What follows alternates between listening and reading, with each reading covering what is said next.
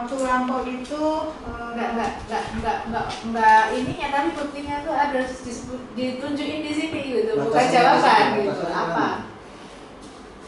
Menunjukkannya barangnya ini bukan jawaban yang nggak ada. Jawaban itu harus ada yang di sini. Mana? pendidikan, Bu. Nah, pendidikan kok menunjukkan sejarah itu di mana? Karena mungkin karena dulunya itu banyak Enggak gini. Kalau sejarah itu dibilang kajian yang membahas tentang masa lampau ya, terkait manusia atau masyarakat. Nah, yang menjadi objeknya itu kemudian apa gitu. Terus yang bisa dibuktikan dengan ini, hasil ini tuh di mana buktinya gitu. pemikiran. Enggak nyambung ya. Sebenarnya dari judul aja kan sudah harus mengabstraksikan bahwa kajian ini hanya kajian sejarah. Kalau kajian sejarah dibatasi oleh spasial dan temporal. Berarti masanya kapan? Kan dari FDP ya? Iya. Benar kan? Iya. Nah, kalau ini dari judul Anda nggak mengabstraksikan kajian sejarah, berarti kan tidak bisa artinya nggak lengkap kan kayak gitu dari judul. Karena judul itu atraksi tema yang dituangkan dalam kalimat yang memenuhi unsur dalam unsur sejarah itu terpenuhi itu ketika ada pertanyaan apa itu? 5W plus 1. Nah, ini memenuhi nggak judul ini? Insya Allah memenuhi, Bu. Ya memenuhi mana? Lah tahunnya mana? Webnya di mana? Iya, Bu. Kurang lengkap. Nah, terus oke, dari kajian aja kan nggak tahu ya batasannya ya kapan, siapanya aja saya nggak tahu nih tokoh ini tuh hidup di masa kapan, ini nggak ada clue-nya ya, nggak ada artinya di awal kan pembaca itu kan harus dikasih kunci ya, kunci, kata kunci gitu. Kalau ini kajian sejarah gitu, jadi kan ini nggak lengkap kan gitu ya sudah ya. Ya sudah itu kalau kajian sejarah kan harus konsekuensinya kan metode yang digunakan juga harus dari metode keilmuan sejarah kan. Nah, setuju ya dengan jadi kajian sejarah ya. Nah, sekarang metodenya yang digunakan metode apa? Kualitatif. Nah, kualitatif. Ini kan kualitatif itu kan bentuk eksplanasi atau narasi tulisannya itu kuanti atau sumber yang digunakan kuanti atau kuanti. Metode itu apa? Langkah-langkah untuk meneliti. Iya, ya intinya kan setiap keilmuan kan mempunyai metode, mempunyai cara sendiri gitu. Dalam ilmu sosial maupun ilmu eksak. Nah, kalau ilmu sejarah kan kamu udah belajar kalau dalam sejarah itu punya antropos punya, arke punya, punya ya filologi yang karena metode filologi itu ada tahapannya. Kalau meneliti objeknya filologi, kalau ini kan objeknya masa lalu, ada tahapannya meneliti masa lalu itu disebut metode. Saya baca nggak ada metode kalau menggunakan metode sejarah. Kalau metode filologi itu kan objeknya manuskrip. Metode itu mana caranya? Dulu inventarisasi, yaitu deskripsi, suntingan, analisis isi, teks, konteks. Itu kan metode. Dalam sejarah kan juga ada kan? Karena itu terkait hasil akhir kan akhirnya historiografi. Tapi langkah-langkahnya kan ada kan? Nah, kenapa nggak dipakai? Di mana penjelasannya? Nanti sekarang saya tambahin. Ditambahin. Berarti salah dong. Ini bukan kajian sejarah ini. Ini dianggapnya sejarah. Kajian kajian kayak tarbiyah lah ya. Kayak ilmu tarbiyah ya. Jadi nggak sedikitnya campuran dengan sejarah. Menurut dia sejarah karena sudah mati sejarah. Harus di ini ya. Bedanya bedanya kadang nggak tarbiyah bisa aja dengan tema kayak gini bisa tarbiyah kan. Kalau suludin atau dakwah, ya pemikiran atau dakwah itu ketika menyangkut tokohnya kan jadi di dakwah ini bisa. Jadi kalau konteksnya ini punya sejarah peradaban Islam ya harus harus melihatkan, mengabstraksikan bahwa tesis ini harus tesis sejarah gitu. Dari metodenya, dari sampai ke historiografinya itu, dari diakronis atau sinkronis dalam eksplanasi ya, menjelaskan itu gitu loh, apa yang harus kan kayak gitu dari dulu sampai kapan. Nah, seperti itu. Ini temporalnya nggak ada. Temporalnya kapan yang mau diambil ini? Yang mengambil penelitian ini Bu ya. Temporal kajianmu ini, kalau kamu ke sejarah itu kan ada temporal.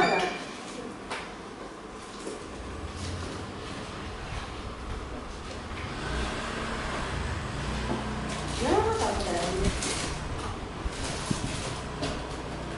Maka kalau mencantumkan nama, apalagi sudah meninggal, itu lengkap dari lahir sampai meninggalnya. Itu disertakan dalam. Oh, baru tahu ya. Nah, saya ini belajar sejarah gimana di kelas. Kelas udah diajarkan seperti itu. Ini metodenya juga nggak ada metode sejarah ya. Terus kalau tokoh itu kan harus dicantumkan kalau sudah meninggal ya, kapan lahir, kapan. Jadi biografinya lah kira-kira seperti itu ya. Tapi itu di awal-awal sudah harus tercerminkan dari judul aja harusnya sudah ada. Nah kalau dalam sejarah itu kan ada batasan spasial, batasan temporal ya. Ya batasan spasialnya apa kajian ini? Biasanya itu di latar belakang di akhir itu kemudian dijelasin kan, oh kajian ini dibatasi dengan batasan spasial dan temporal. Batasan spasialnya ini dengan alasan ini, batasan temporalnya sekian dari tahun sekian sampai sekian dengan alasan ini. Gitu. Ada batasan spasial temporalnya?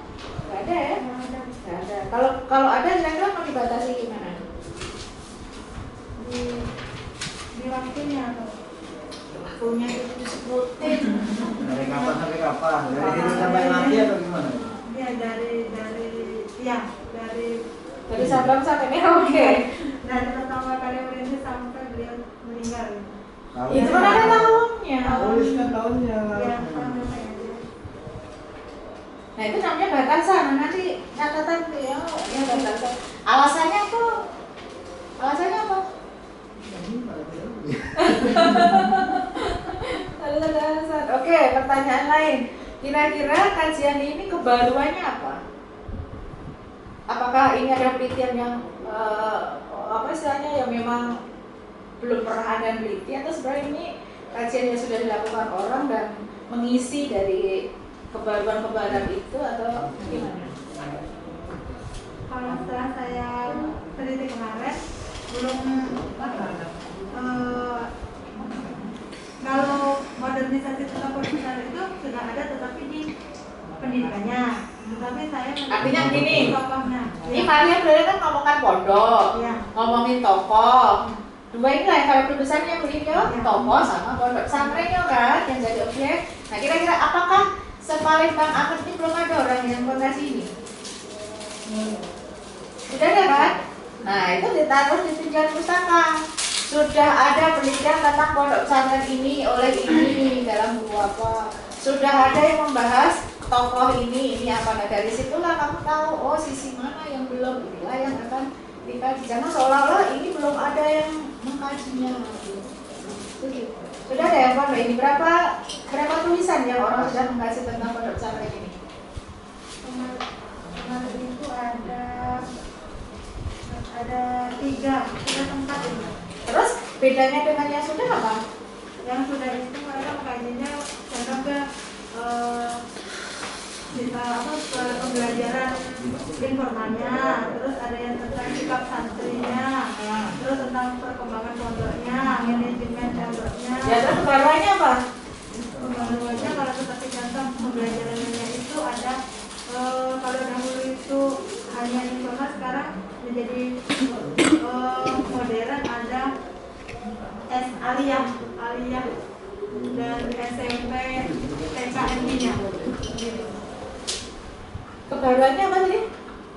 Ada sekolahan formalnya. Kalau dahulunya tidak ada formalnya, cuma informalnya saja dalam arti Jadi sejak kapan formal itu? sejak Nah itulah kalau nggak tahu batasannya kan. Berarti kalau ada ada informal kan kurikulumnya dari Kemenak ya. Iya. Itu berarti pesantren apa Pak Holaf ya? Kalau itu salaf ya. Salah. Jadi bergesernya salaf ke holaf itu kapan? Nggak tahu ya. Nah, gimana sih?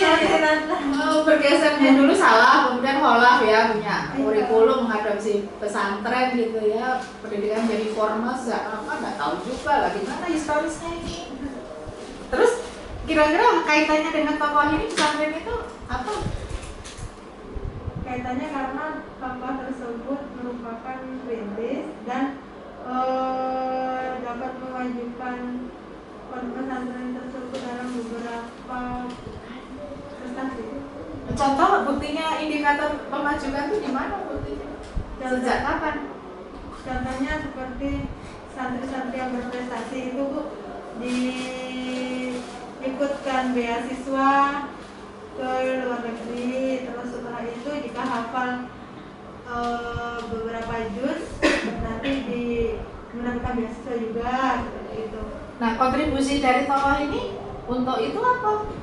Jangan-jangan ini bukan karena dia yang memang ada kuota untuk itu gitu loh. Kalau kontribusi itu kan melalui kebijakan, melalui penganggaran dana, itu kontribusi itu melalui ya ide gagasan yang bisa melahirkan pasti kebijakan Pak ya, kontribusi besar. Tapi kalau hanya wacana-wacana itu belum dianggap kontribusi. Nah, kira-kira apa? Kalau mendapatkan beasiswa ini kan logikanya ada informasi kemudian didaftarkan. Itu kan nggak pernah membelak tokoh ini. Nggak bisa klaim kemajuan itu hanya dirinya sendiri gitu loh. Kecuali yang dilakukan secara pribadi terkait kebijakannya yang memang benar-benar pemikirannya itu baru bisa dikatakan diakui kontribusi besar Pak ya. Gimana? Orang ini pesantrinya juara ngomong gitu. Ya. Apakah itu melalui kebijakannya apa? Kebijakannya ya salah satunya di apa namanya diikutkan beasiswa tadi sih Bu. Beasiswa dan juga ada ini Bu apa diberangkatkan umroh juga seperti itu. Kalau yang beberapa siswa berprestasi di sana ikut olimpiade. Itu kaitannya dengan judulmu apa? Ini kan pemikiran modernisasi. Apa kaitannya dengan itu? Modernisasi tentang pendidikan yang ada di pondok pesantren itu dari yang tradisional menjadi modern. Oh, sejak kapan? Sejak tahun 1987. Nah, sekarang indikator tradisional dengan modern itu di mana nih? Terus bentuk pemikirannya itu apa gitu loh? Dengan adanya kurikulum formal, seperti contohnya pembelajaran formal SMP aliyah dan MI. Kalau sedangkan yang formal itu salafiyah gitu. Salafi punya kurikulum nggak Pak? Ada. Mungkin namanya bukan apa tapi jadi nanti mungkin ada ini ya definisi operasional ya yang disebut modernisasi itu apa? Modernisasikan berarti yang tradisionalnya apa, kemodernnya apa? Kalau apakah dulu kalau lesehan kemudian pakai kursi itu modern atau dulu pakai sarung kemudian pakai jas itu di konteks tradisional modern. Nah ini indikator tradisional dan modernnya itu di mana nggak jelas ya, yang nggak dimodernkan apa, apalagi sejak kapannya. Tapi perlu dipertanyakan juga nanti Bu Lindio, ibaratnya apakah benar ini memang pemikiran kontribusi benar dari pemikirannya tentang modernisasi ini. Jangan-jangan ada karena memang ketika wacana ini kan kalau pondok pesantren kita dia yang punya ya apa Pak, kalau yang punya itu ibaratnya kalau yang pesantren iya yang punya juga itu Salah satu pendiri perintis. salah satu atau memang itu Karena ada tiga atau ada kakaknya juga. Nah masalahnya itu tadi kalau diklaim hanya dia saja dalam konteks ini, ketika apa itu jangan, kita sebagai penulis tidak boleh juga mamanya menafikan yang lain gitu, pemikiran apapun kontribusi atau perannya dalam perubahan ya dari tradisional ke modern ini. Kalau memang ada figur harus dijelasin gitu kan, ya. Jadi kepakarannya apa? Kepakarannya dalam Ilmu keagamaan, karena kami di pondok.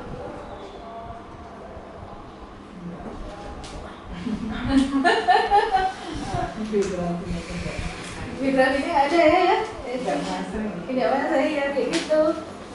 Apalagi judulnya kan sangat ini ya, sangat asumsinya ini kan isinya harus apa istilahnya itu temuan yang gede gitu ya, karena menyangkut pemikiran. Nah, betul kata Bapak Klasik tadi, kalau pemikiran itu ukurannya kan biasanya dibuktikan dengan karya intelektualnya.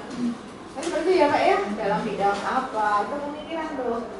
Tapi pemikiran kalau yang konteksnya diwacanakan tidak ada dalam konteks bidang keilmuan seperti itu, umpamanya pemikiran dalam. Nah sekarang pemikiran dalam modernisasi itu apa gitu kira-kira indikatornya dari tokoh ini? pemikirannya memajukan pondok pesantren itu di bidang pendidikan. Ya karena nggak ada ininya ya, nggak ada indikator atau batasan ya antara yang tradisional apa, yang modern apa gitu. Dulu yang tradisional apa? Apa perbedaannya dari pondok ini? Kalau tradisional itu biasanya masih dalam segi Bukan biasanya, yang memang terjadi biasanya. dari segi pakaian saja masih menggunakan sarung. Dan Sekarang yang pondok modern itu masih pakai sarung.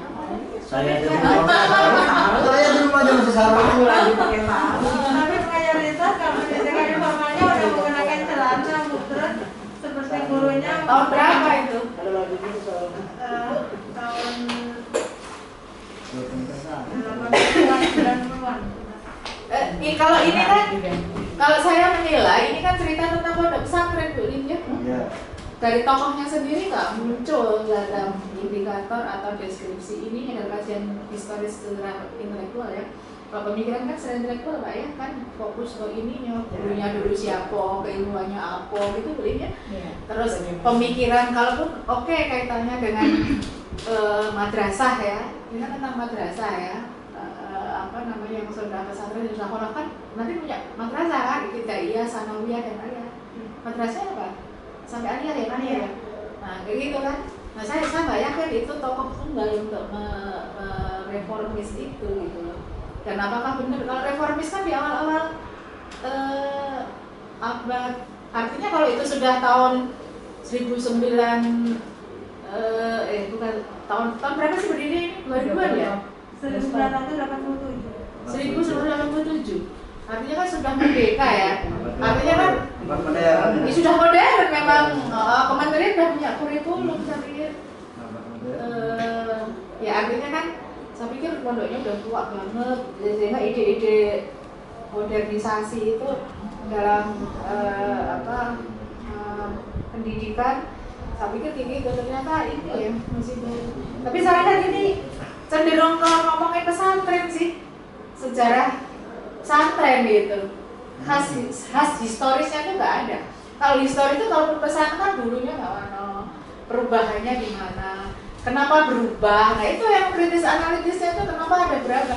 Jadi pertanyaannya sebenarnya kalau ini kan saya lihat masih deskriptif naratif, tapi ini kalau itu kan pertanyaannya kenapa di tahun sekian terjadi perubahan dari salaf ke kolam. Nah itu kan mencari kritisnya itu gitu. Oh itu karena kan ada sebabnya kenapa itu gitu Pak ya. Oh mungkin karena kedatangan tokoh ini yang membawa ide-ide pembaruannya. Nah ide pembaruannya itu apa ya? Karena ada yang dibawa dari tempat sekolahnya tokoh ini, tempat bergurunya, atau karena ada kiai yang modern ke situ mempengaruhi. Nah itu harusnya yang dibedah, yang dibincangkan, dianalisis itu. Kalau ini kan hanya menceritakan tentang pesantren dari awal sampai akhir. Ya.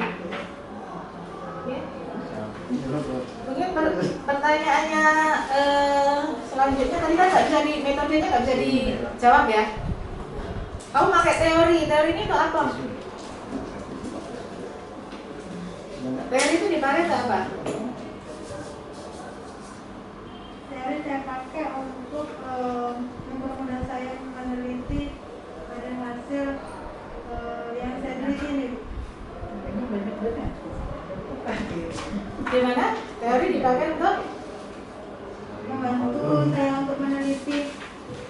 gimana bantunya? Gimana bukti membantunya?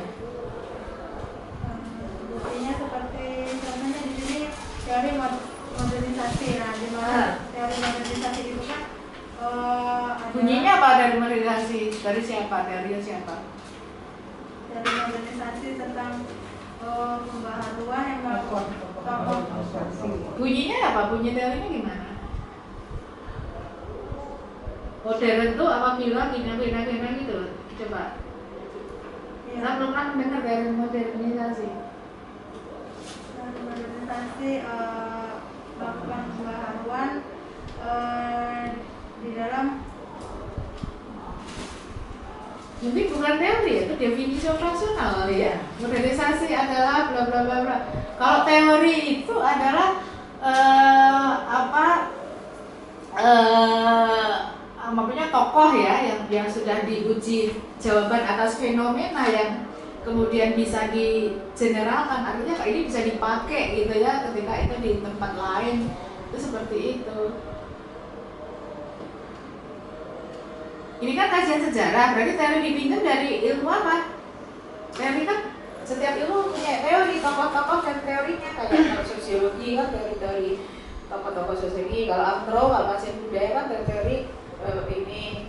Nah ini kajian sejarah, pendekatan ilmu apa? Karena kaitannya dengan teori kan pendekatan yang dipakai ya, ini perspektif atau sudut pandang atau dari ilmu sosial yang lain ya, supaya kajian ini kan komprehensi, sudut pandangnya itu pinjem dari ilmu lain,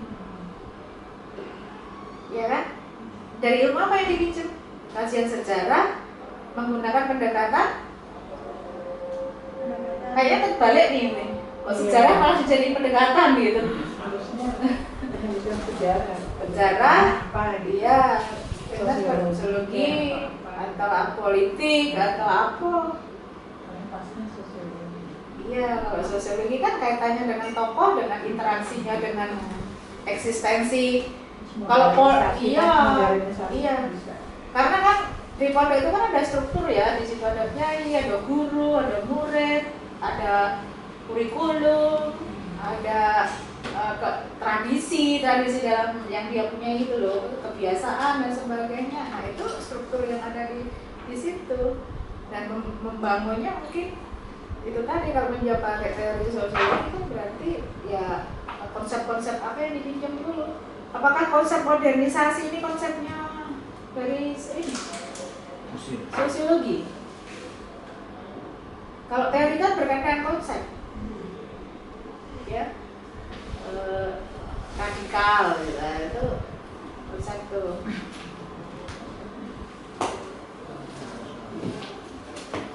Jadi cocok apa nggak teori itu menurut Utami? Teori yang dipinjam tuh dan benar-benar digunakan nggak? karena teori modernisasi itu melakukan pembaharuan. Kalau modernisasi tentang pembaruan gimana sih? Pembaruan apa sih? Pembaharuan itu apa ya? Dari hal yang contohnya seandainya dari hal yang tidak maju jadi maju. Maju maksudnya gimana? Nggak maju. Ya, Gini, masjid kuno itu maju pada zamannya gitu loh. Yang maju dan tidak maju itu indikator maju nggak maju itu yang nggak mana menurutmu? Kalau maju berarti modern, kalau nggak maju nggak modern. Mungkin dari sistem bangunannya, terus sudah itu Loh. pengajarannya atau Ngomong bangunan sekarang modern, memodernisasi bangunan. Yang tradisional kayak mana dulu? mungkin adanya pembaharuan dari Tapi jangan lupa loh, kamu kan ngomongin pemikiran, nggak ada kaitannya dengan gedung yang baru modernnya itu. Ide-ide dasar pembaruan tuh coba kamu bacanya punyanya Diliar Nur. Konsep pembaruan itu apa? Pembaruan di situ kan gimana kalau dalam konteks kajian Islam atau tokoh ya Bu Lim ya? Ya kaji pembaruan dalam mungkin pendidikan berarti kan kalau dulu kan bagaimana pengaruh dari modern kan ketika mengadopsi sistem jarak kayak gitu. Nah itu pembaruan tuh umpamanya kayak di Palembang yang dulu di musola menjadi apa ya ibaratnya itu. Dulu sistemnya kayak bandongan gitu ya di sana itu, kemudian menjadi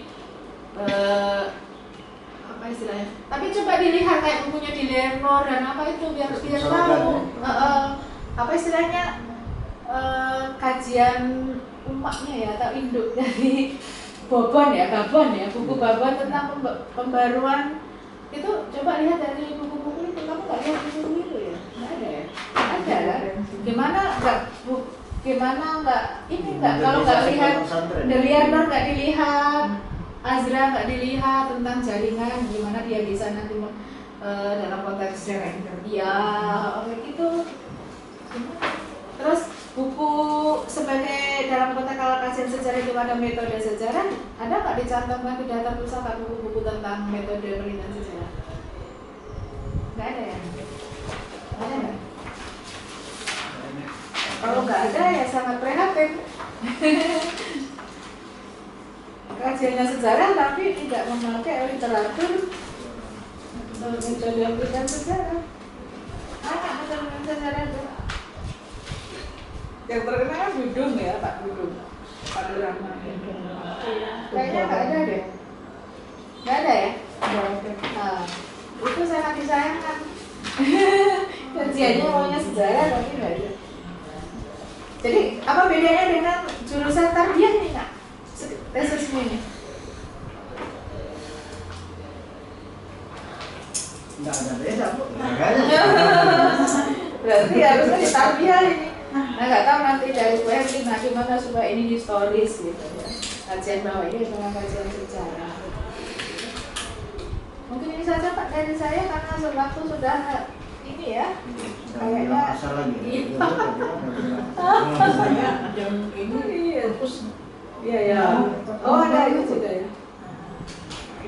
Akhir ya, assalamualaikum warahmatullahi wabarakatuh.